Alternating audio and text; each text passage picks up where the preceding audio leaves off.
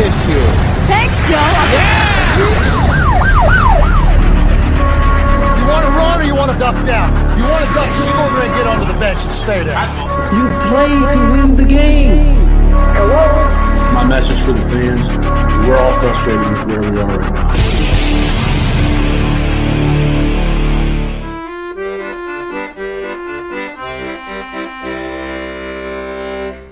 Jets, Jets. Yeah, the chant that is no longer needed as far as the Jets brass is concerned. Jets, Jets. Dom C from Talking Jets. How the hell are you doing? It is Thursday after, terrible stuff. How you doing, buddy? You coming around? I'm good, GreenBean. You know what? I'm not gonna lie. I was down bad. You know me. I'm always seem to be more of the glass half full, the optimist. Like, hey, it's gonna be okay. And then Saturday just kind of just bent me over and slapped me around a little bit. For Sunday, I should say. That was I don't know. It's just rough. It wasn't even so much that we lost.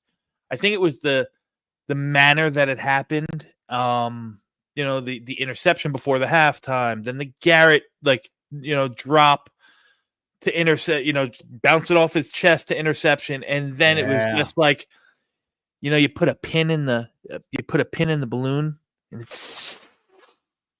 just sucked all the air right out of the team, and it was just like they forgot or stopped playing football. And I think it did that to my morale too a little bit. But it's Thursday, it's Patriots week, and you know what? It's motivated me to do what I love best, GreenBean, and that's get into the draft stuff, baby. That's right.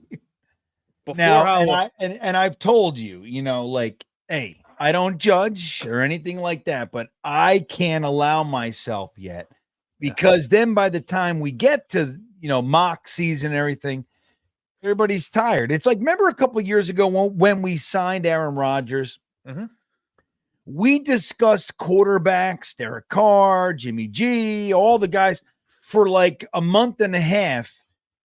And then when it was like time to make the trade, we were like, you know what I mean? I don't know. That's how it felt. So it's like, for me, I can't look, I'm with you. And you are excited. The great thing about you is that you never tire. Like, it's truly what you love. Yeah. Now, not to say I don't love it, but I can't. Like, we're still alive, and we're really alive. The only problem is the team looks dead.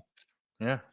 Listen, if I'm going to get the position of director of college player personnel for the Jets, I have to keep grinding, 24/7, 365 here. That's right. And I'm really glad that you're doing it, because when I am hired as the GM, you're coming. Yeah, that's what I'm talking about, baby. Yeah, you're coming. We'll talk about how much you make, and I gotta quadruple it. Like, that's what's important to me. Yeah, and then your only rule to me is there's got to be one guy over 340. Drafted. That's right. For the 6th. That's it. One guy over 340 in the 6th round. And then we'll, when we do flight 2027 or whatever the hell it is, you'll see us arguing about, Dom's like, we got this trait. He's really fast. And I'm like, I don't give a shit. I like bloody knuckles. Like, that's what you'll hear. I want bloody knuckles, Dom. Find me a bloody knuckle. Oh, yeah, that's so hey, that's the whole thing. I hate the fact that, like, you'd be doing this anyway. Yeah, right? Let's get that out there. I'd be doing it anyway if we were 7-0 or if we were 2-5. So I'm not giving up on the season. I'm still going to root. I'm still going to follow. I'm still going to cheer. I'm still going to probably get in the fetal position a couple more nights, but I'd be doing this anyway. Nonetheless. Right. So that's the whole thing. So, guys, I want to remind you the stream is being brought to you by BetUS. and we'll do some in detail reminders of what they're offering in just a few minutes. But BetUS is hanging out with us tonight, and I'm grateful for that. So yeah, Dom would be doing this anyway, but it sucks. The part that sucks is that a lot of people are catapulted into Dom C's world. Yeah. So early in the season. Like we want to be watching football and caring and thinking, because look, the Buffalo game, the Denver game took it out of us. And then we're like, okay, well, that was anomaly. It was raining, fucking whatever. And then you go into the Vikings game, and we could have won that one too. And, that takes it out of us. Then we fire Saleh, and then we come out and we go, was it Buffalo the first game? Buffalo, Remember? Yeah, Buffalo. And then it's like Buffalo Monday night, and we lose that one, with the, having, again, the ball in our hands at the end. We're driving. Last offensive play is an interception, for two weeks in a row. And it just steals our soul. We follow that with signing trading for, I should say, Devontae Adams. And everybody's like, all right, well, it's not that bad. We're in a hole, and then you go into Pittsburgh, and the first half was ours. Yeah. And to watch 31 unanswered points, and then people eating their boogers and fucking towels on their heads and all, it's difficult. And it steals your soul. And then we get Reddick back this week. It's like the Jets. They know how to balance this stuff. But the truth is that we have a lot of talent on the team. Mm-hmm. We have increased the talent on the team in the last 2 weeks. And we're going into New England, a team that we beat soundly just a little while ago. And it could be, that trampoline effect. So we just need a little confidence. It sucks to see Devontae Adams being I just can't believe, with all this character and all this stuff, that, Devontae Adams is observing, and he's like, hey, man, Breece Hall just popped off a 60-yarder. Why is nobody up off the bench? Why aren't we freaking out? So it sucks that's needed, but it's good that it was done. Yeah. About that, I'm just curious. Didn't you think I just envisioned Jeff Ulbrich being the, the crazy piss and vinegar, go crazy, support your guys, this and that. I expected that kind of life to be there with him these past 2 weeks, and you haven't really seen it. I think he's making a conscious effort to be a little bit more composed and whatnot, and I don't want that. Turn your hat back on backwards, drop an F-bomb here or there, right, spit the seeds out, dude, beat Jeff Ulbrich. I agree. I think he's trying to be a head coach. Yeah. And that's, I don't like it. I think be yourself. Be who you are, run up and down the field, the sideline, and yell at people and get people amped or whatever. And yeah, there's that, he's figuring it out. And I don't love it either. Junio Rudy checking in. Glad I'm getting thick with the boys. All right. Yeah, Well, I like that. Yeah, I like that. Is that about my waist size?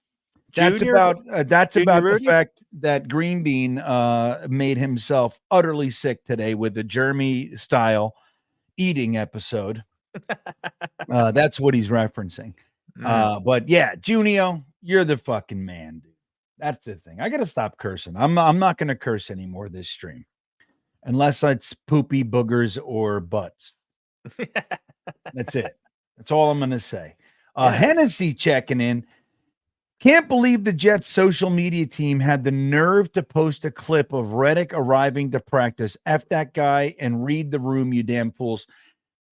I don't know if I have a problem with that one in particular, but I get the point overall. We'll lose, and then they'll show a clip of DJ Reed covering, and they're like, look at this guy. It's like on Monday, after a Sunday loss or whatever it might be.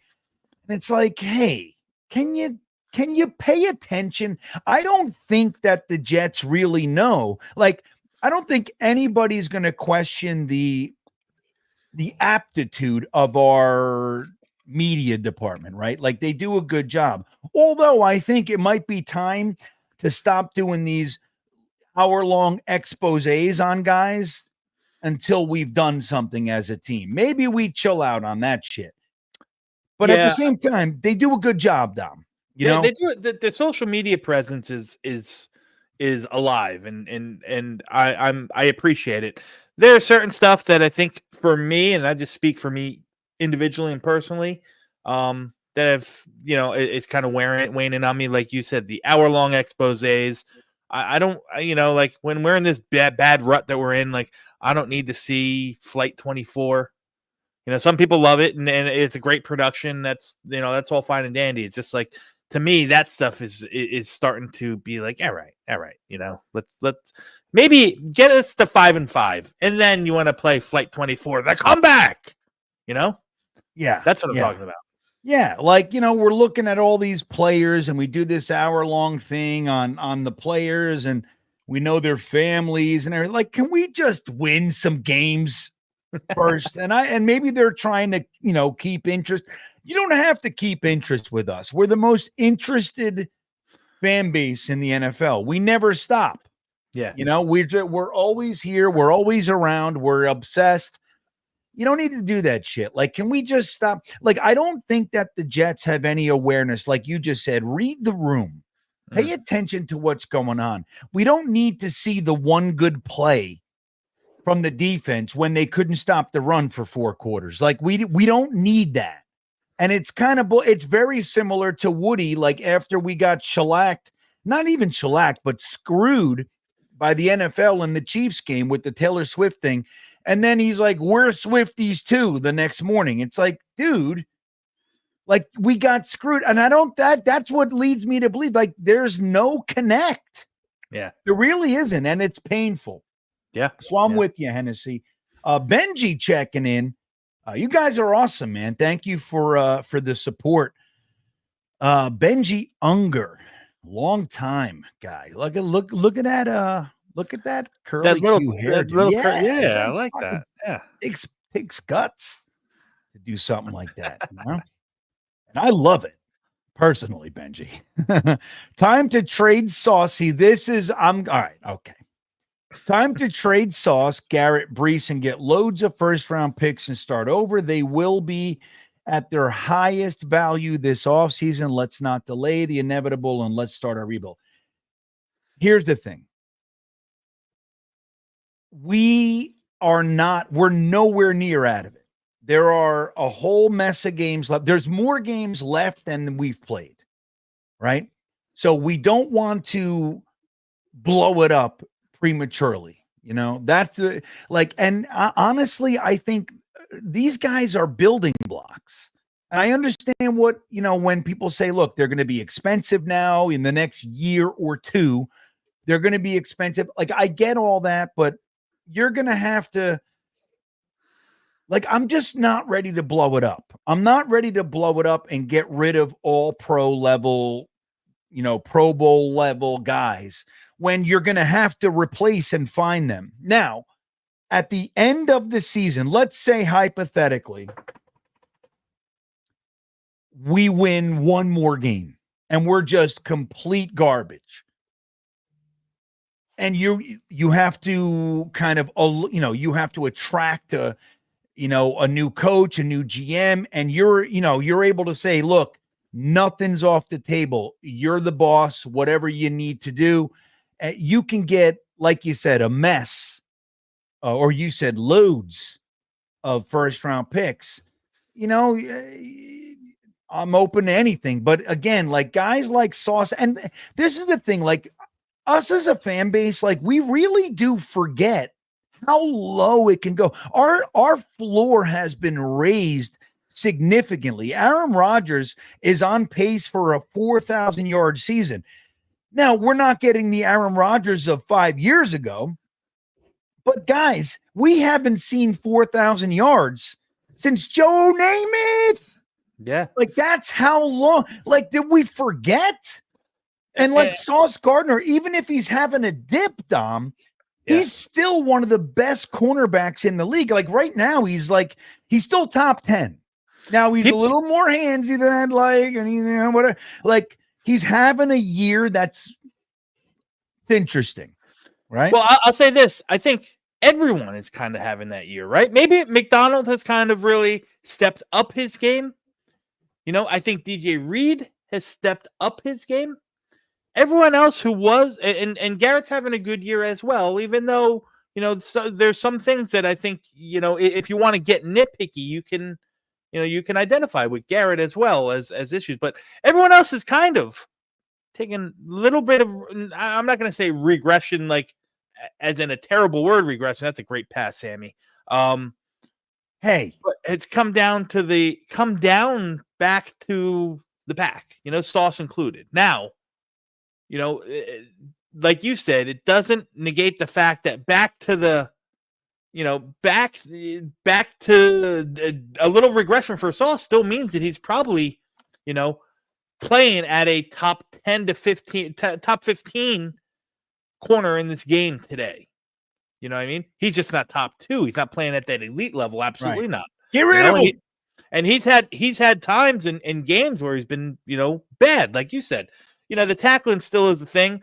The lack of turning the ball over is still a thing, and the coverage has been, on or off. He's still very good even when it's off. But clearly, Benji and others don't remember the Kyle Wilson days and the days when we were struggling with the guys, back there. And you picked the position. It wasn't too long ago. Who was our starting wide receivers in the first Gase year? Christ, I don't even remember those hacks names. Brashad Perryman, Robbie Anderson, the first year, and we had who was it? Keelan Cole. Yeah, Keelan Cole. Well, Keelan Cole was here the first solid year, but we had Dante Moncrief. We had Chris Hogan. Yeah. Now he's playing professional lacrosse. Think about that. Yeah, I mean that's we've been there. Kyle Wilson was a starting cornerback for us. It was awful. Yeah, dude. Yeah, so I don't know, Benji. Like I'm not there. Like again, there's a lot of season left, and it could go, two ways. It can be really great, or it can just implode and erode. And if it erodes, then you look at it and go, "Oh, this guy's clearly, a different fella than we thought he was." That kind of a thing. But I don't know, man. I'm not ready. I hear you, but I'm not ready. Yeah, and here's the thing: is we could be as ready as we want. At some point, you're gonna have to figure out a way to keep talented players on the roster, right? We've said it for so long. We don't get we draft all these guys and Muhammad Wilkerson and Quinn Williams are the last two. Go ahead. We're the last two that, had signed first round contracts and so on and so forth. So at some point we have to keep the talented guys in here. Now, that being said, I get it. Like, if you want to say that, we're not going to be in a position where a $28 to $30 million cornerback is going to make sense, or Garrett Wilson's going to hold out because he's really unhappy. He wants to be a top 3 guy. Like, yeah, you're going to have to make some difficult business decisions at the time might come where you're going to have to make some difficult business decisions. But, just scrapping it all and taking the young talent that you have and throwing it away for draft picks that we haven't really been very good on. Who's picking them? Who's taking them? Right. Who's the GM? Is Joe Douglas employed? Is Joe Douglas employed still? That's what I want to know. I have no idea. We haven't seen him. I'm telling you, I think he's at his house in Summit working on his resume, doing that thing with the Oreos where he separates them perfect so he can lick the cream right out the middle. You know what I mean? Like that's dude.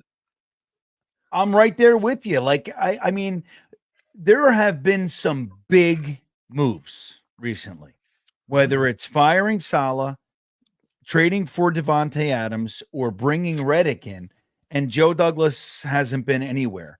Like, I'm telling you, if they would have hung out that, the New York Post, if they would have hung out at that supermarket where they were harassing Robert Saleh for 10 more minutes, they would have seen Joe Douglas come out with his fucking groceries, bunch of mangoes and potato chips. He hung out in there. He's like, oh my God, so I mean, I don't want to be presumptuous, but it's an odd look. It's an odd look. It's weird, man. Listen, I think any realist can come to or deduce that come January we're going to hear that the Jets and Joe Douglas have amicably decided to part ways. Yeah, that's coming. Mo Dean, this is the most true statement he's ever said because he's a complete shitbag. But as we know, Patriot fan and all that, Jets stink with good or bad players. Rebuilding doesn't matter. This is your hell. You're here to suffer. That's. I mean, do we have any proof otherwise? No. Mo nailing it down. He's a butthole, but he's our butthole. That's right. There was a tweet, and I don't know why I just thought of it now with Modine's response here. But somebody tweeted out, random tweet, some person, not Jet related, random tweet that said, my aunt just, awoke from a 13-year coma. And the first response to it was, wow, she didn't even miss a Jets playoff game. It's the worst. Dude, I have a friend, very famous, Emmy award winning or Grammy award winning, I should say, producer. Mm-hmm. And he was a Jets fan, and he's producing my buddy's album and everything. And he says to me, like, I don't know, the beginning of this year, he goes, I don't know, man. I had to let go because it's misery. He goes, let me ask you, honestly, it was about 2011 or maybe even before, but whatever. He said, I just had to put it down and I haven't watched a game since. Have I missed anything? I said, well, not really, but this year. And he goes, oh, yeah. Here we go. He's like, you know how many times I said that? He's like, all right, look, check with me in a couple weeks. Like, tell me where we are. Yeah. I can't even call him, Dom. He missed us winning the off season 11 times. 11 times. That's right. What he missed. We love the off season. Dom C reigns supreme. Mm-hmm. Tyson Manning says you're still in a loyalty. Not loyalty, though. I hear you. And there has to be some loyalty, right? I think the most successful teams, there is a thread of loyalty, no doubt. But I'm not really talking about that, Tyson. I'm talking about what's best for the team. I just think you got players at a certain level. And even if, players can have dips and still be great. Mm-hmm. You know what I mean? So that's it. I hear you, but I'm not necessarily talking about that specifically. I'm talking about what's best for the team. Dante checking in, Dom C. He says, why does the fan base hate Reddit? Call me pro player, but I put this 100% on JD and the Jets. They knew he wanted a new contract. Well, Dante, as much as I love you, I disagree. Not to say that there's no fault. Any time that there's a situation like this, there's fault on both sides. Whether it's just as simple as don't get involved with a guy like that. It's like dating, strippers or whatever. You're like, I don't know, she fucking left me for another guy. It's like, okay. Or that whole thing, like you get into an affair. Now, I've never done it, so I'm just speaking, honestly from things I've heard, but it's like it sounds so incriminating. But you have an affair and with a married whoever, you're married, they're married, and then 5 years later they leave you for somebody and you're heartbroken. It's like, well, what? You met them like that. So there's an expectation, right? So there's always fault on both sides, always.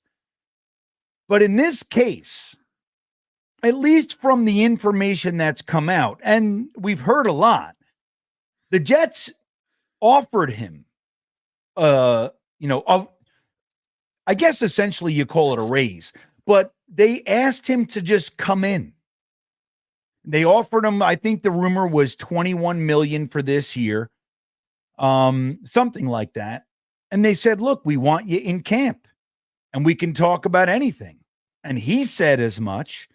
And look at the the whole lineage of this, Dante. The agency left him. So we had numerous offers. We could have worked this out months ago. And then what he signs for, or what he comes in for, is really just the remainder of the contract. Yeah. It's not anything else. And then there are incentives. Like so if he balls out completely, he can get enough that it would wipe the fines and everything, but he has to really dominate in order to do that.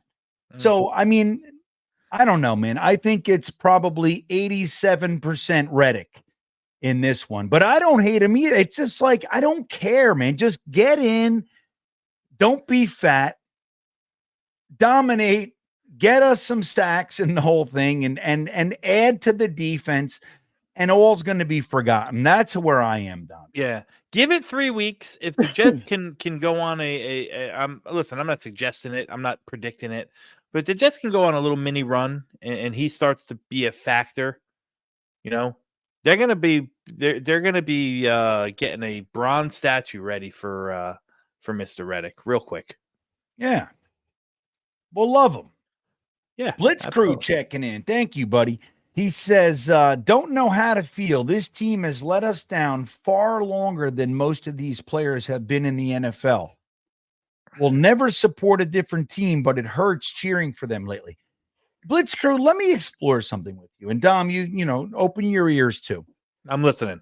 What if, like, all the season ticket holders just say, you know what, screw you, dude. We're not buying anything, and everybody's mad at him and the whole thing. And Woody just decides, all right, well, I wore out my welcome. I'm moving the team to Toledo. We're rebranding. We're going to wear red, and we're going to be called the, Red Balloons. Hawks. Yeah, Are you still a fan? I am probably. Yeah, You going I to probably follow Woody? listen. The team is your team, right? I don't know. Like, does that mean that I got to now become a fan of the Giants? Does that mean another team's coming into New Jersey? That's the New the Jersey thing. What are you Generals left coming with? in? Yeah, Right. I think in that situation, GreenBean, I'd become a fan of the Toledo Redhawks, Toledo Balloons.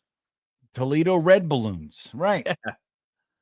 Flying I'd be angry about high it. with the balloons. I'd be angry at it, but I'd probably do it. I mean, if I'm being honest. I don't know what I'd do. So, You'd have but to I hear change you. your- It's like, look, we're trying to blame these kids. And it's like, we know that they're good. Yeah. It's the cloud, man. Yeah. Yeah. So here's what we need, GreenBean. Let me know if you're up for this. I mean, I'm you're listening. pushing. I don't want to talk about your age, but I know how old you are. You know how old you are. What am I, a fucking a lady on the TV show Dallas? Yeah. So you've had a wonderful, wonderful life.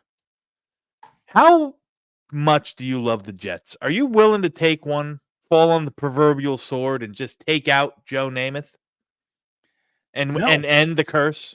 Well, here's the thing. I refuse to believe that Joe Namath sat down with Satan and signed a piece of paper with his blood.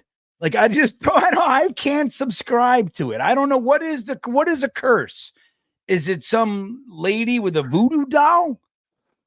Like, did he break somebody's heart in New Orleans? I mean, I don't know what it is. Yeah. I'm not killing anybody. Like you said, I have had a wonderful life. But the thing is, I'm hoping to have 25 to 30 more years. That's all I'm really rooting for. If I get 20, dude, if I make it to 70, I know that's in this day and age young, but buddy, I was driving around fucking smoking crack in Patterson. Like, it's like the fact that I'm still here is, Yeah, I'm with you, bud. I hear you loud and clear. Yeah, but I don't know. I'm with you, Blitz Crew. Like, it's not the players are just succumbing to the weight that we experience here all the time. Paris checking in. What's up, buddy? The Jets don't have to blow up this roster completely to rebuild. Get rid of most of the veterans. See, this is what I'm talking about. Keep some of the young players you like. The key is to find the right head coach and let them hire a staff. Let's develop on this. Okay, let's expand. Here. Right. Let's talk about this. All right. In. So we talk about the veterans. All right. We know the guys on 1-year contracts, the Tyron Smith, the Javon Kinlaws, and the Wes Schweitzers. They're more than likely are probably not going to be back. Okay. But when we're talking about veterans, there's only one veteran that really is going to make or break what happens to this team, right? It's number 8. Right?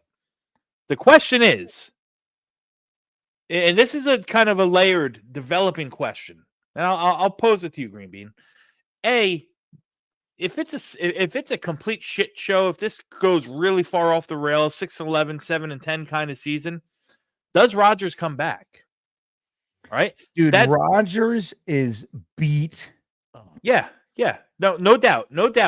Listen, the year off took his toll, and I think I will fully say I didn't expect or I didn't realize how much not playing football for a year was going to factor in, which is why there's a little bit of me in the football sense that really feels bad for all the fun I was making of Deshaun Watson, not the personal stuff. He, that stuff he did to himself. Right. But the football sense, he didn't play football for 2 years, and people were not, like, oh my God, he sucks. This and that. Yeah, he hadn't played football in 2 years. We're seeing a little bit of Rodgers. Now, then you talk about the beat up, right? The hand in Green Bay, then the Achilles, and this year it's the hamstring, the knee, the ankle. He looks like, it looks like 41 or 40 years old to 41 is really starting to gain on him a little bit here, right? So could this be the year that the proverbial straw that breaks the carrot's back and he says, listen, I'm done. I don't know. But the question is he, if it goes off the rails, does he just decide to, skate off into the sunset? Because all this stuff that you say here, Paris, is great. But if Rodgers is coming back, I think you can ball it up and take it right out, throw it right out the window. If Rodgers is coming back, right, they're running everything back exactly how it is. What new head coach is coming here knowing that I got 1 year with this guy? What head coach? Yeah, exactly. You're going to have a situation like they had in Houston a couple years ago when they hired the random wide receiver coach to be the head coach, knowing that it was only going to be a 1 year kind of bridge thing. There's no coach whatsoever. I don't care if you pay him $8 million, $10 million, $12 million. Is coming in here to sign up for this. So no, it's going to ruin their career. Yeah, you're going to repeat. We're going to run back this same old show. So the feelings that you have now tie 6-7 months into that of the offseason. We're going to have fist fights on the Thursday thick of it soon. You know what I mean? If that's the case. Virtual fist fights. Yeah. Right. So here's the thing. Like CJ Mosley, Tyron Smith, Chuck Clark, Morgan Moses. Yeah, I mean, I don't know. Maybe he stays around another year. But he's his in contract's up. He's in that crop. And it's like, that batch of guys. It's like, all right, enough. And I love CJ Mosley, but it's like enough is enough. Well, listen, he's one of the guys I think will be back next year, just based on the scheme, on the straight financials of it. He's going to cost too much to be off the team. Unless he retires and they take that dead cap hit and split it over a couple years. But if he doesn't choose to retire, he'll be back. But yeah, you're right. The Tyron Smith, the older guys. I didn't realize, I was looking around, nerding out in the stat world today. The Jets have the second oldest roster in the NFL. That's wonderful. 27.2 average age. Yeah. Only I forgot who was number one. But it wasn't by much. It was like 27.7 or something like that. So yeah, the veterans can go and keep the young guys. That's great and novel. But if 8's going to be here, just you're going to run it. You're going to run it right back. The 1-year contract veterans are going to be out the door. Some of them are going to re-sign. You'll probably see Solly Thomas back here. You probably see Not without Sala. You don't think? I mean, it's possible, of course, but I don't. I mean, where's the loyalty to that? I mean, that's solid. You don't think if it's the same crew like the Ulbrich here, you don't think that he wants his Solly and his veteran leadership back in the locker room? I'm not so sure. I'm not so sure. Solomon Thomas, Kinlaw, all the guys that are solid guys, I think would be gone. Yeah, but it's all going to depend on 8, because if 8's gone, then 17's probably gone too, right? And so you're not only going to have to fill in the holes of the guys you're going to leave, but now you got another big hole here, a guy that you just spent the 3rd round pick on. Now, I'm not saying that we shouldn't have made the trade for a 3rd round pick. I'm not saying that at all. I was a fan of the trade when it happened. I'm still a fan of the trade now. Yeah, me too. But I won't, I'm not going to say it's not going to hit different if, they end up cutting ties with them next year because 8's gone. No, but if I'll tell you, if he comes back, everybody's coming back. Like you just hack it, like the whole batch, everybody's here. Yep. You got to know that. So the whole thing is, it's about what we do with this second half and change of the season. Like it really is. If they turn it around, then it's a different story. We go on a run and we're looking really good. We get into playoffs and make some noise or whatever. And that's a different story. But if we just erode and collapse, I don't think Aaron Rodgers is coming back, dude. He even looks like his face looks different than last year. Yeah. Yeah. Especially with all the booger eating. That's different. It's weird. I didn't expect that. The Wedge coming in as the newest stream beaner. Dude, enjoy all the members only content. I have another one dropping tomorrow morning. I'm breaking up the comedy show, and then I have all kinds of fun shit that I'm giving you guys. The emojis, the free super chats. I love it.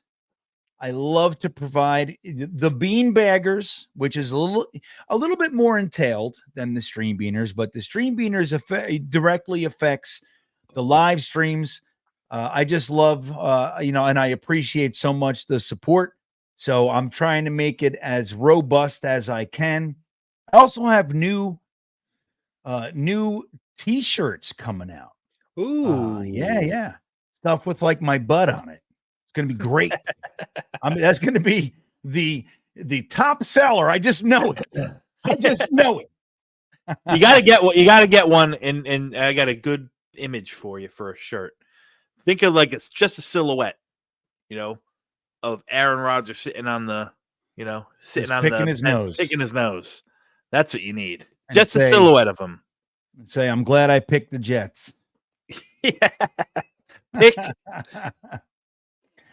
away. Man. So thank you, DeWedge. Cuca Lake checking in. Modine can't get lucky without paying for it. We know that.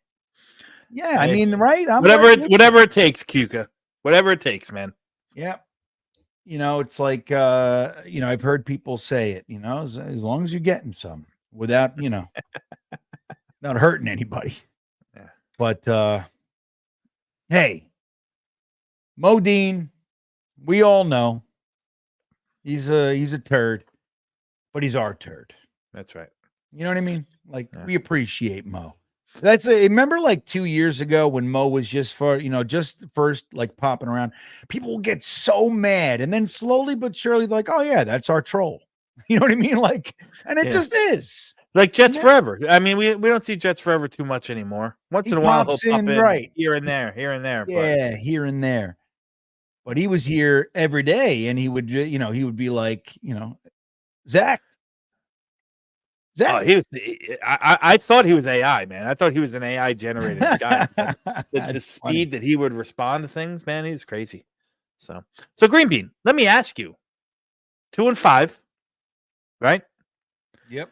All hope is not lost. If you Nope. look at it, you know, we've gotten through the brunt of our schedule, right? On paper and talent wise, I think it's suffice to say, I'm not saying this with any homer view, but I think the easier part of our schedule is ahead of us.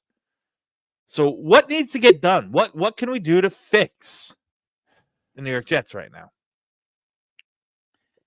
You know what, Dom? This is my honest opinion.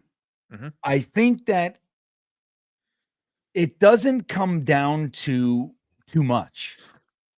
It's fundamentals and like to me, it's coaching, right?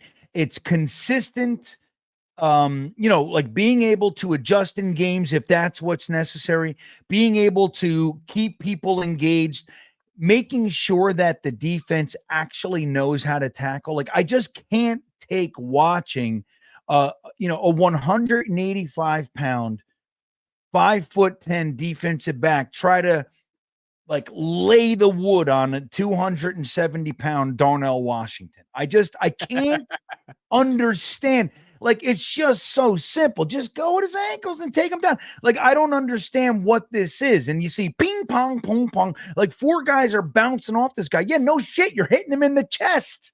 Like what is wrong with you guys? And they're not rapping. They're just trying to do that big, highlight pop. And it doesn't work. And I don't know why we're not addressing this stuff. This has been numerous years of the exact same problem. So I think it comes down to fundamentals. If we settle it down, just settle it down and play football, I see no reason why the Jets can't compete and win. Like we have more talent than the teams that we're playing. Now you can make an argument, well, Tyron Smith is washed, Aaron Rodgers is washed. You can make that argument, but I don't think that's the case across the board.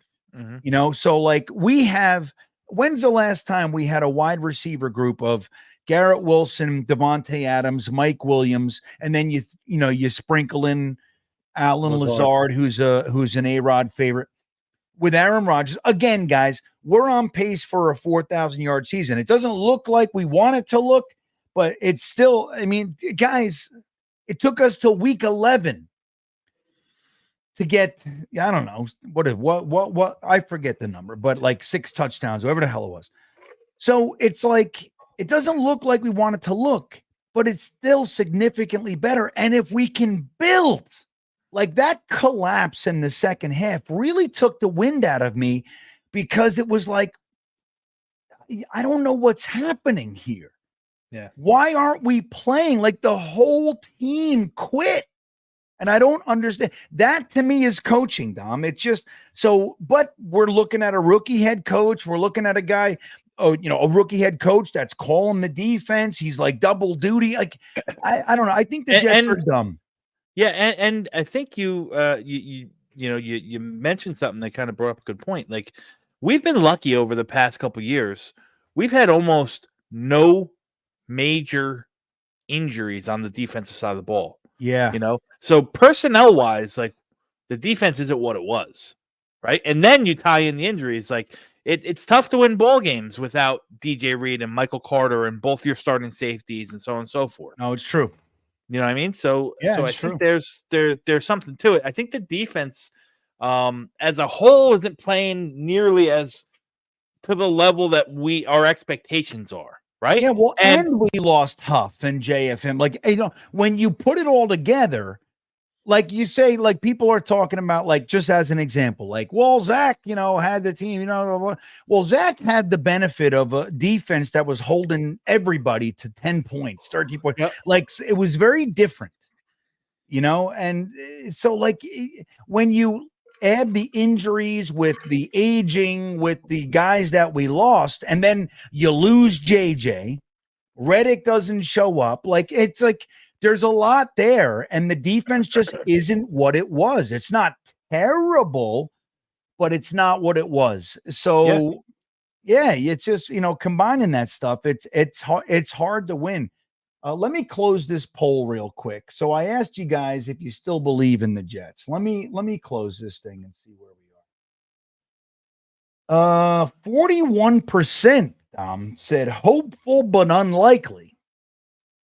31% said not at all, blow it up.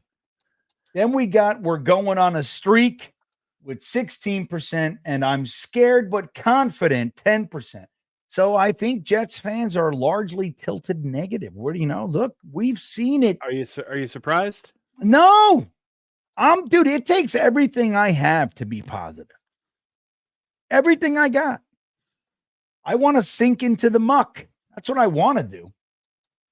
But let me get Jason Edwards and then we'll do something else. Jason Edwards, thank you, sir. One of our good buddies. I have blind faith. We will win this weekend and start a streak, man. Our pass rush will cause turnovers. Sauce will get his first pick this year. You know what? And that's the thing. Wow. I know where Jason Edwards voted. So, Jason, the perpetual optimist, I love it. That's like, until we're out, I'm going to root. I'm going to believe. I'm going to root. Now, it's been rough. It's been a tough go. But we're 2-5. If we can beat the Patriots, we're 3-5. We go into the Texans. That's going to be a toughie. But imagine this: we beat them, we're 4-5, and then we play.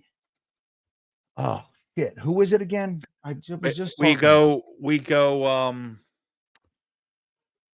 New England, Houston, Arizona, Indianapolis. We can do it. And imagine in a couple weeks if we're on a 4-game tear. Now, I'm not just looking past. I'm not saying it's easy. But all of a sudden we're 7-5. Right? 2 plus 4, 6-5. And it's a whole different season. You know what I mean? So, and how will we feel? Listen, you go back to that Tom Brady year, his first year in Tampa. I mean, they struggled out of the gate also. I think they ended up winning Super Bowl after starting 5-5, was it? Oh, I don't know. I don't remember.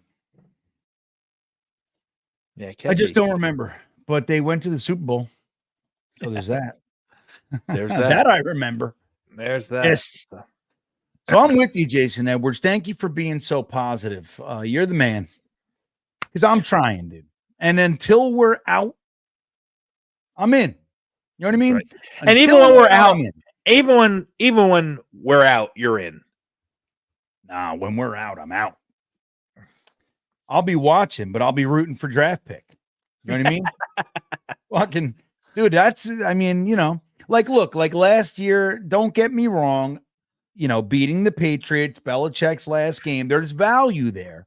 A lot more value with where you pick in the draft. It just is. It would have been Malik Neighbors. It would have been Malik Neighbors. We would have Malik Neighbors on this team. How about that? And then we would have used a third on an offensive lineman instead of a guy that fucking, for whatever reason, can't beat out Gibson.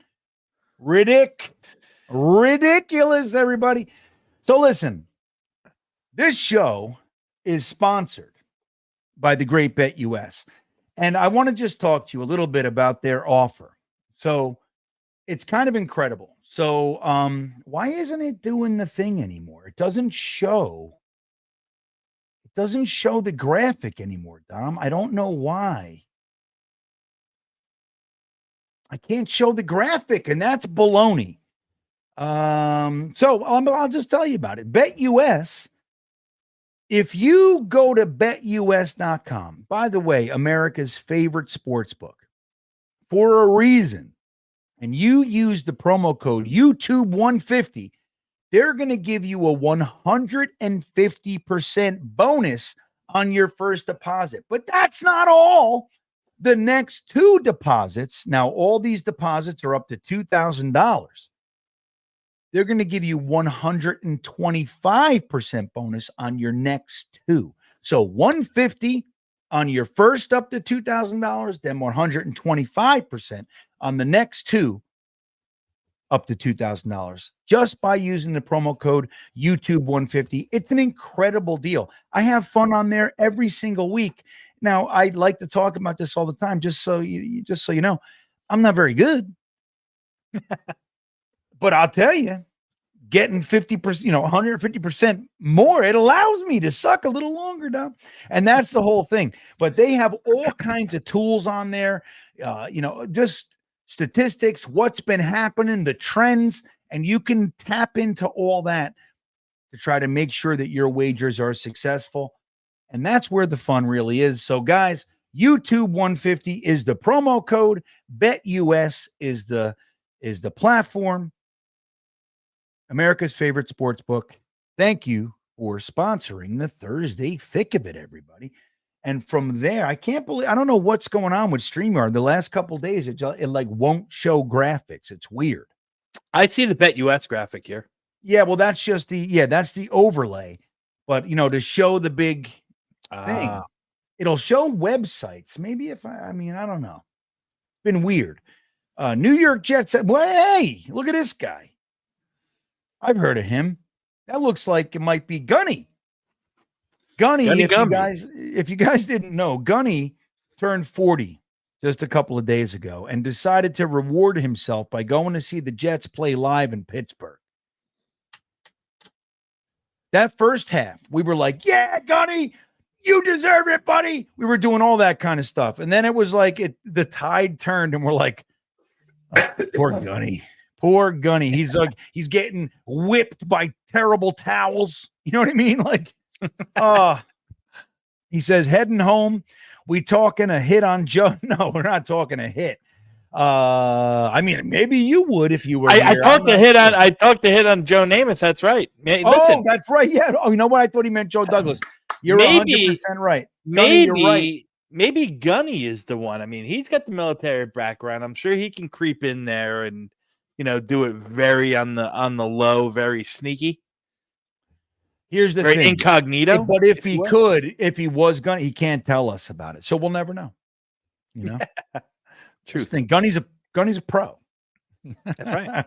We just so you know, a disclaimer. It's like, this is not financial advice. This is not saying that Gunny is a hired assassin. I just want to make sure that that's clear. I mean, he could be, but I don't know. We know nothing of the sort. Exactly. We have no evidence to support or insider knowledge. That's right. Right. Nothing. The word on Newman is he's going on IR, Steve Larson. Yeah. Thank you, Gunny. So could be Jake Hansen starting right guard this week. And that makes me really excited because we had a Connor McGovern and we just decided, he's fine on the practice squad. No reason to protect him. And now we got to go to Jake Hansen. I mean, we don't know what he is. He's an unknown commodity. So who knows? But I feel a little better. Listen, you still got the young kid down there. The why I can't ever remember his name. The Hawaiian kid. He came from. Yeah. And I do like him. He actually is. He's got some NFL experience too. Yeah. But I can't remember his name. I don't know why. Me neither. I can't think. Not easy. The other guy. It starts with a K. His first name starts with a K, right? Let me see the Jets roster. Hold on. Let's see. Laval. Kello Laval. Yeah, is that what you think? Yeah, that sounds right. But yeah, and that brings up another point that I wanted to talk about, GreenBean.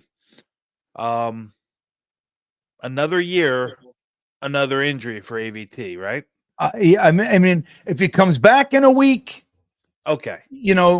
But at what point, Dom? Well, here's the point. That's what I was gonna get at. Here's the point. You picked up his $15.8 million option next year. Now, you either got to decide to sign him long term or you got to look to trade him. Right? There's no in between. You can't let him play. He hasn't stayed healthy for one full year yet. Now, granted, not to say that we know he's out for super, super long term right here. It could be a 1 week thing, this and that. But a lot of answers that are going to be a lot of questions that are going to have to be answered in Florham Park this offseason. One of them is AVT. I think we have to have a real uncomfortable conversation about him. Yeah, I mean, look, the most important ability is availability, right? That's right. We've heard that 1,000 times.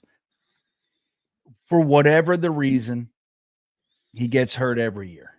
Even his rookie year, when he played in every game, he was banged up and left a few games and, and all that kind of stuff. So he's never been healthy his entire career. It's a problem. It's a problem, man. And it's a tough conversation. Let's see if he comes back next week and we're all, we forget about, because normal wear and tear shit happens. Guys go out for a game or two. It's not to say it's fine, but it happens. But if he's out for like 7 weeks or something like that. Yeah, this is 4 years in a row where he's, it's going to get to the point where he's missed more games than he's played in 4 years. Oh, and he's already there. Can you justifiably, extend him long term knowing that? I don't know. So look, and again, here we have some good news from our good buddy Infrared. Thank you for posting this, Infrared. This is important. So it looks like Corley is going to play in week 16. Well, that's great, isn't it? Most Jet shit ever. And obviously this is a joke, but it's like, this is coaching.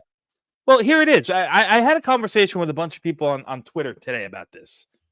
Everyone's like, I can't believe, Gibson, they keep their Gibson, they got to get rid of Gibson and keep Corley. No, Gibson and Corley have nothing to do with one another. Absolutely nothing to do with one another. Go on and then I'll I'm going to explain. Okay. I'm going to explain my point and then you can tell me why I'm right. All right. Here's the deal is that right now, as constituted, wide receiver, the wide receiver pecking order, if Gibson wasn't on the field, Corley's still the wide receiver 5, right? As constituted with Adams, with Garrett, with Lazard, with Mike Williams, and then you have this 5. All right. How many snaps do you think are going to Xavier Gibson on the offense? You know how many snaps he played last week on offense? Talk about it. One. He played the same amount of snaps as Irv Charles. You know how many snaps he played on offense the previous week? 3. Okay. That is the fact that Xavier Gibson is on this field is not keeping Corley off of the field. The offensive juggernauts that we have scheming and building the game plan for the week haven't figured out or have decided that they don't want to scheme Malachi Corley in. Gibson is nothing more than a special team player at this point. Now, some may argue he's not even good at that. All right. And that's for another discussion. I'm talking about strictly on the offense. All right. This lies in the coaches. Either they're making a choice. They're making a choice not to involve him or not to give him a package that could utilize his skill set. Maybe he's not ready for it. I have no idea. Maybe Aaron Rodgers is in their ear saying, hey, listen, this kid, oh my God. Maybe they're saying this kid ain't it, but Malachi Corley being inactive has nothing to do with Xavier Gibson. Okay. Now we've heard your bullshit. I'm going to combat you on every point you've made. Okay. I'm listening. Wrong. You're wrong. I hope you are. Everybody in here, listen to this. You heard Dom C. He's very smart, smarter than me. It's a funny thing. I make this joke all the time. I acknowledge that Dom C knows more and is smarter than me. Yet I disagree with him all the time, and I'm right. It's weird how that works. Okay, but here we are. Hello, Gunny, by the way. Hi, Gunny. What's up, gentlemen? How y'all doing tonight? Good. So here's the thing. Here's why Gibson has everything to do with Malachi Corley. He's on the active roster because of kick return, right? Mm-hmm. We know that. The problem is he's not very good at it and likes to drop the ball. So for whatever reason, they think he's the most valuable kick returner that they got. So he's going to take that. Irv Charles has a spot because of his special teams ability as well. Gibson is taking that, let's call it 5th or 6th wide receiver spot, however you want to look at it, because of his return ability. Now, the fact that they're not scheming anything for him, or that he's getting one play this week or 3 plays last week, is because of one little detail. He sucks. Okay. He sucks. He's 5'9", $170 or so, around that build. He can't do anything really well. Yeah, he's shifty. Yeah, he says if he gets the ball in his hands and if he gets some space, he has not done barely anything in the NFL. Okay. And he can't. So the fact that his return ability is keeping a guy that if he's on the roster could get 5-6 plays schemed to him and make something happen. He's the friggin' yak king. Get the ball in his hands and see what he can make happen. We have no idea what he can do for our team on our stage. Now they're looking at practice like, we didn't love the way he made that cut. It was a little bit of 2 inches to the fucking ground. Like, stop it with these details and all. He's a football player. He's a badass. He likes to run over people. He likes to get yards after the catch. And he's done it through his whole career. Granted, it was college, so we know there's a transition. But the fact that Corley's special teams capabilities are pushing Gibson's special teams, role is keeping Corley off and then doesn't have a role in the offense. It's because Gibson sucks on the offense. That's the whole problem. That's where with me, it's the easiest place to enact some accountability. It's like the guy drops one punt, if not more, every single week, and he doesn't do anything. He might get 5-7 yards. He had one decent punt return this year. Kick returns. How about last week? Isaiah Davis had a crushing block right in front of him on a kick return. Crushing. I was like, yeah. And less than a second later, Gibson was tackled. Like, I don't know. It's like, a football player sees that, knows how to read it, knows how to use it, and fucking takes off 5, 7, 10, 12, 14, 18 yards, whatever it might be. Gibson right next to him. Boom. Let me say the problem is that he can't do anything on offense, but the special teams are keeping him there. I told you that this was it's a coaching choice. Yes. Whose choice is it to keep Gibson on this roster? Do you know? It's got to be Boyer. It's Boyer. Boyer has, but the fifth 46 are determined. The starters and the backups, and then Boyer picks the last, however, for special teams. Right? Yeah. So Boyer is keeping coaching decisions. What position is Boyer again? Is he the head coach? Boyer's not the head coach. No. All right. So as the head coach, I'd say, hey, you fucko. I gave you a whole bunch of time with this kid. He sucks. We're tired of it. This is the kid that we're putting in. Use him. You're absolutely right. But Boyer is choosing the bottom half of his rosters for his specials, right? You got a head coach that's deferring, and that's not uncommon knowledge. I mean, that's not an uncommon practice. Head coach defers to special teams to tie it up. And then you got, Tweedledum and Tweedledummer as the offensive coordinators who aren't giving the reps or the schemes or the packages to get Malachi the ball in his hands. Now, they could easily say, listen, you know what? We're going to run with Malachi as the fifth receiver. If you want to keep, Irv Charles and fine, we're going to have 7 active receivers because we got a package that's going to work fucking great against Pittsburgh and their aggressive style defense. We're going to throw these little smoke screens and so on and so forth. But they're not doing that either. Malachi Corley can return. That's the thing. I mean, it's like the Denzel Mims thing. And I saw a comment in here like, we wanted Denzel Mims when he got in. He sucked. He didn't suck when he got in. Remember game 1 of 2022? They kept him out the whole game. He comes in for one play and it was a 55-yard reception.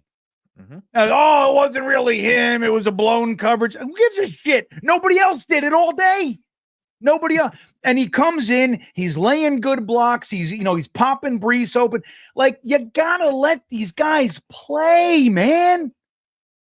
Gibson has nothing redeemable other than, hey, he's a shifty fella. Yeah, great. He doesn't do anything. I'm rooting for everybody that dons a Jet uniform and goes on the field. He doesn't do shit. And we've had a couple years now to see that he doesn't do shit. Can we make a change? You have a guy that you traded up for in the third round. You were trying to get up to 45 for the damn guy, and he can't even be on the active roster. It makes no sense. And Gibson is the final piece. Gunny, what do you think? What do you say? Whose side you on, Gunny? Is it Gibson's fault or is it the coach's fault? Well, no, I'm not saying it's not the coach's fault. That's exactly what you said. I'm not saying it's not. The coaches make the decision. I'm not saying that. I'm just saying they're choosing Gibson. Gibson's the guy that has everything to do with Corley. That's all I'm saying. Let me rephrase. No. Gunny, it's your turn. Is it Gibson's fault that Corley is inactive, have been inactive the past 2 weeks? You're muted. Gunny, you got it. We want to hear you, buddy. You're muted, Gunny. Can't hear you. Nope. Gunny, we can't do this. Can't hear you. Nothing. Hit the refresh.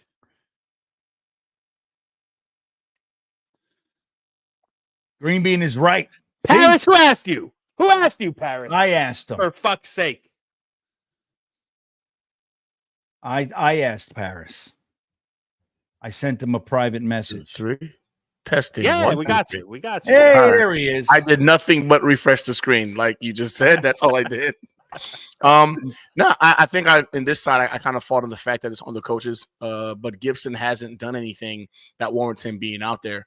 I think we're still high on the fact that he won us that freaking Monday Night Football game, and he did that miraculous comeback to beat Buffalo, and somehow it's kind of bought him all the clout to go ahead and continue and be the guy on this team. But like you said, man, the dude is fumbling the ball. Like the moment he started fumbling the ball at the Steelers game, I started to panic. I'm sitting here like, this is not the team. They have a really, really good special teams. This is not the team we want to go ahead and play around with and fumble the ball. I don't understand why Corley isn't out there unless he really is bad at football. Because you're telling me this dude was so hyped, as you guys were eloquently stating, you were going to trade into the second round to pick this kid up. You told us, you know what I'm saying? You showed us the text messages, no matter what, like this was the guy. And you can't put some packages together to get him out there and go ahead and make an impact on the offense. It makes no sense. It makes zero sense to me. So I put this on the coaches predominantly. Either they're really horrible at you know what I'm saying, identifying talent, which is feasible, and Corley somehow, some way isn't as good as everybody thought he was going to be, and they've seen that already on in practice, or they're just being stubborn right now with this whole aspect of Gibson being a special teams ace, which he's not. But yeah, I put this on the coaching staff, and I think Gibson is overrated at this point, and Corley could do nothing but come in here and potentially spark something, or we'll know he sucks. Like, it's either going to be one or the other. But either way, we already know Gibson sucks. I have no idea why he's still freaking out there. Yeah, it's because Dom C. That's what it is. Dom C. It's Dom's fault. Is the pro. All right. Let's get to Boogie Down from the Bronx checking in. Look at this guy. Okay. One of our faves. The Jets offensive staff is just horrible at evaluation of talent. And when they clean house next year, I hope we come back with a 3-4 defense or 4-3. Well, I know that's it. It's a little bit of a rub on the defense. Like, well, I mean, CJ Mosley in the game against Pittsburgh, he looked rough. I just want to tell you that. But I am a big fan of the base. You know what I mean? Like, I'm a big fan of having linebackers out there. They're the enforcers of the defense. And when you're getting run on at 5 to 8 yards a clip, you can't depend on a nickelback to take care of that problem. Like, you got to bring in the enforcers. So that bothers me too. But I'm really with you, man. Like, the offensive staff has done nothing in the way of development. Now, whether that's the LaFleur version or the Hackett version or the fucking Downing version, like, we don't develop. If they're not going to, and I don't know, like we don't know how to use properly. I mean, it's much better with Downing than it was with Hackett. I don't think there's a question. Yeah.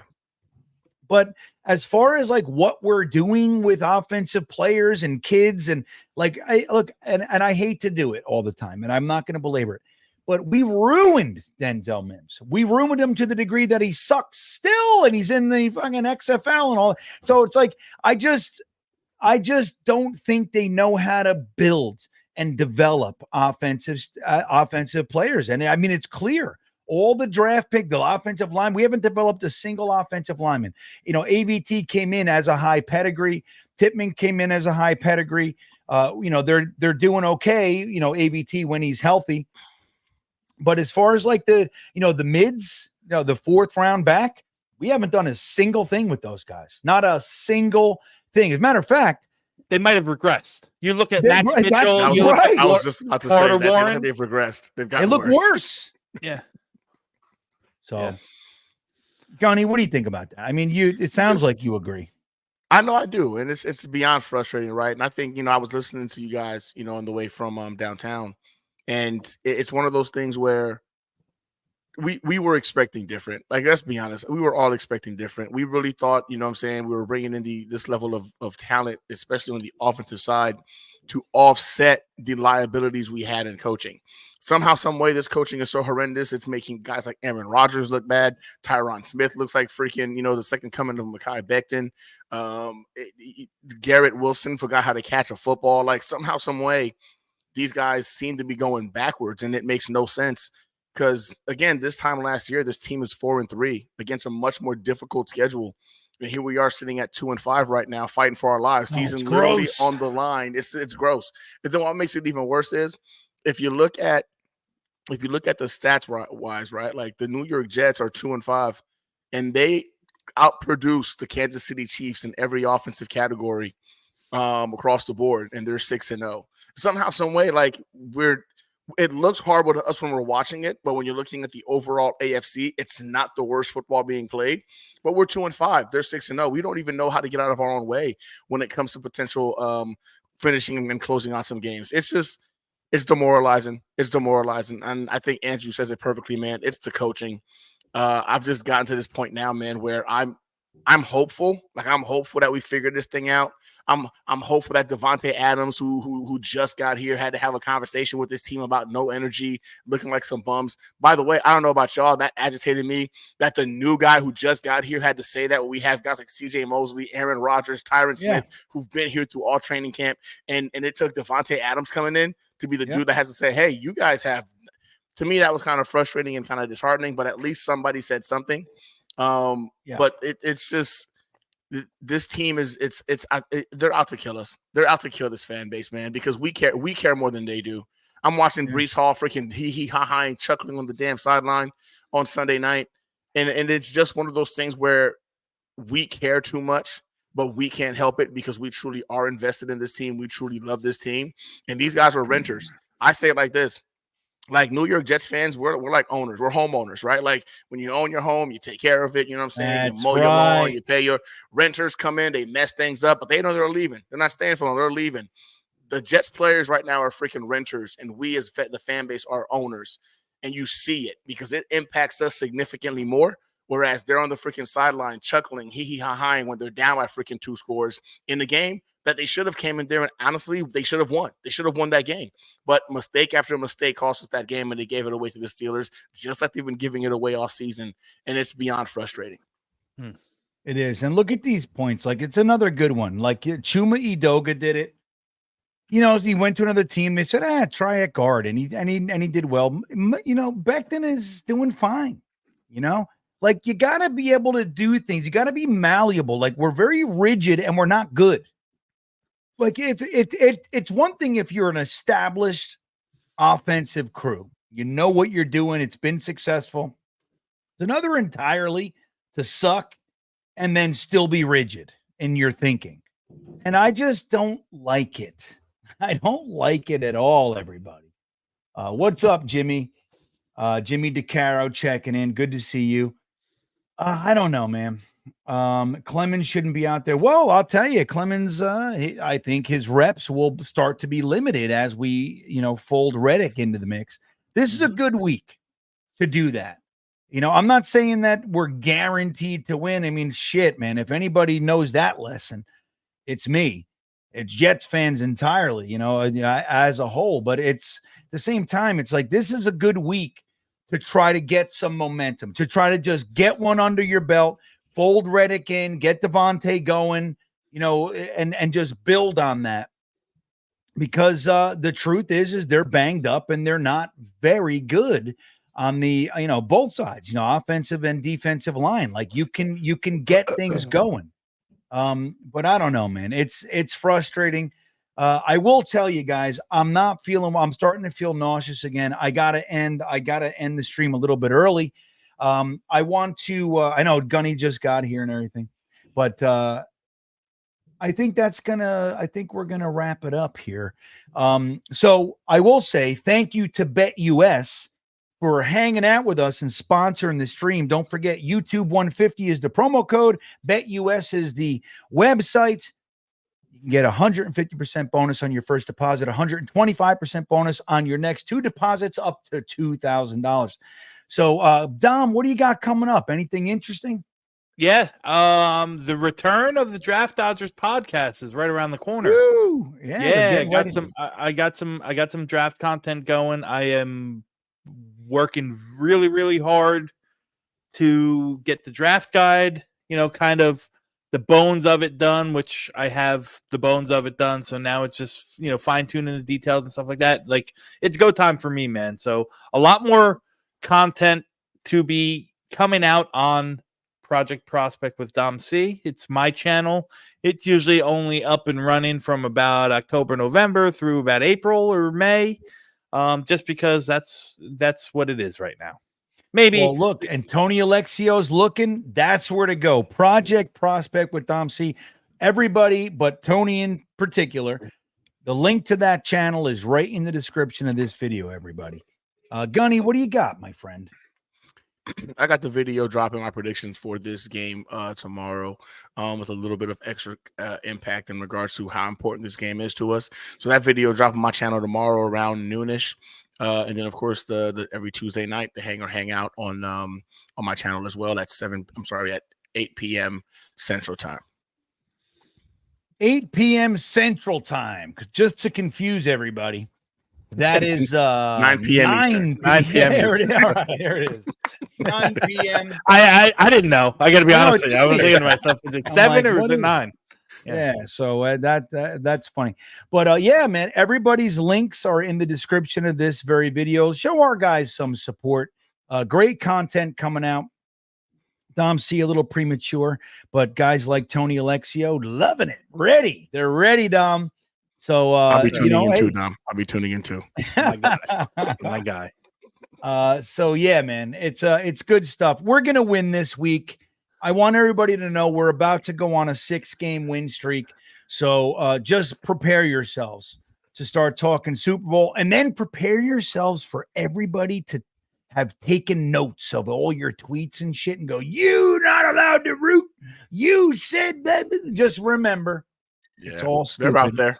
They're out there. Feel how you want to feel, everybody. Say what you want to say. Do what you want to do. It's all good. But we're Jets fans. The season's not over. And I, for one, am still positive. It's been tough, but I'm positive and I'm ready to go. So anyway, that's going to do it for our show. Thank you to BetUS. Thank you to Dom and Gunny for hanging out. And thank you for hanging out. Don't forget to smash the milk thumbs, the like button before you leave, and subscribe to the channel. It is greatly appreciated. With that all said, we will see you next time. Yeah, here we come, baby. Here we come. Here come the Jets, baby. I want to kiss you. Thanks, Joe. You want to run or you want to duck down? You want to duck, just go over and get onto the bench and stay there. You play to win the game. My message for the fans, we're all frustrated with where we are right now.